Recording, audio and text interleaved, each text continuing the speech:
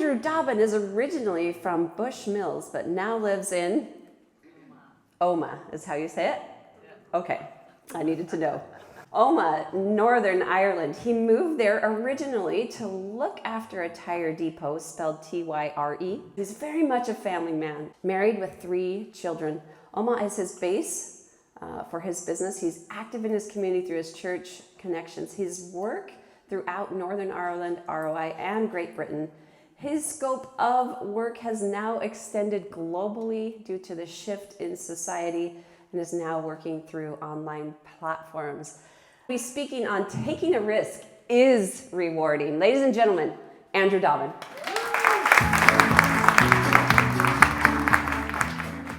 Over 30 years ago, a young man stood in the dock of the High Court in Belfast. The judge looked down at him and said, "Young man, if you're with the crows, you'll be shot at." That young man was very fortunate to have family, to have friends, and work colleagues who stood past him. Fortunately, they took a risk on him.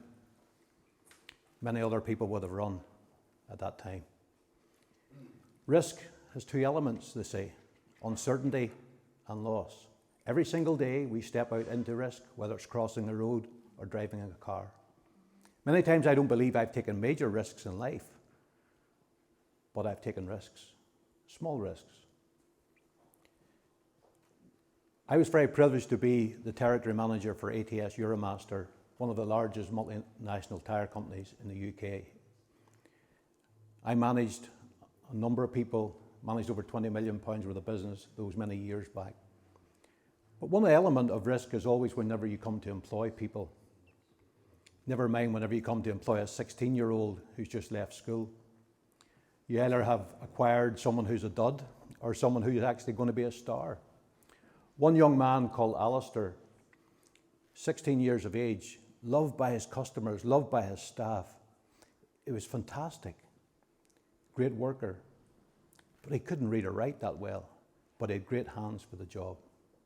So much so that we took a risk in him, even in promoting him into taking on a competition, become the national tyre competition. And he won that. How great a reward it was to stand back and look at what his achievements were. He had excelled. But even that feeling of reward was impact even greater, because one day I arrived at his depot, as opposed to depot.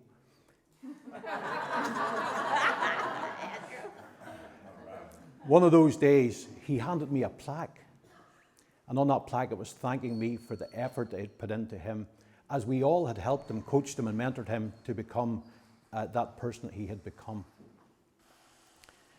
That was a reward in itself. Over the last couple of years, we've all known what it is to be in lockdown.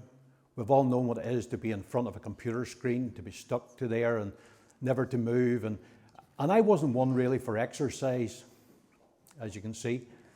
Even though I have completed 2 marathons, believe it or not. But I've seen other people out running, people out cycling. But my exercise was mostly getting out of the house just for get my mindset right, mental health, read a book, have a coffee, sit outside a garage, just to get out of the house. Those were the types of things that we were doing. But as a result of that, I thought, what could I do during that time? I thought maybe I could do more exercise just to get myself out of the house further. And I know that if you're going to set a goal, well then you should always go public with the goal. Tell people. So I decided to do 200 miles on my bicycle.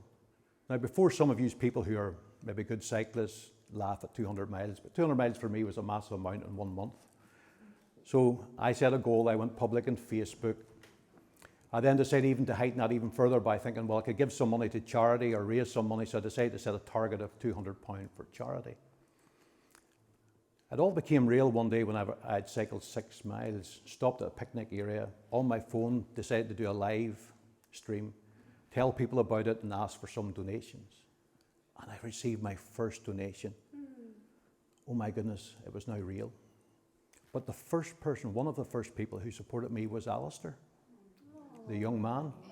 So remember, we had really lost contact because of careers and business and things had changed. But Alistair was still connected through social media. and he gave some of the first, and he began to challenge me. So the mentee became the mentor. He became the one who challenged me in all the things that I did. He was the one that sponsored me. You see, there's a character in the Bible, a man called Mordecai. Mordecai said he looked to the wealth of his people. And whenever I went self-employed, that thought of looking to the wealth of others, not just the money, but all the whole man, that became my aim in life, to bring betterment to other people. That was only made possible because somebody took a risk in me.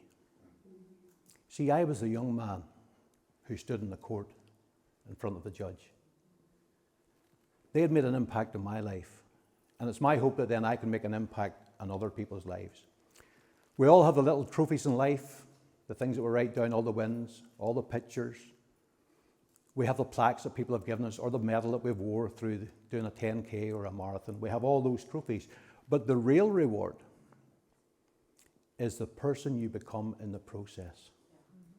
The real reward is the person you become in the process. And I am thankful for the people who have taken a risk on me. And taking a risk on me has enabled me to take a risk on others and make an impact on other people. So I would encourage you to take a risk today. Remember,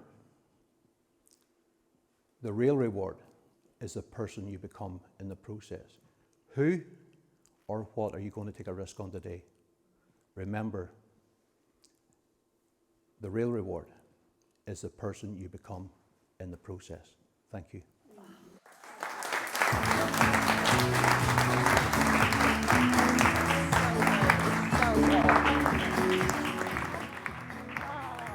Wow.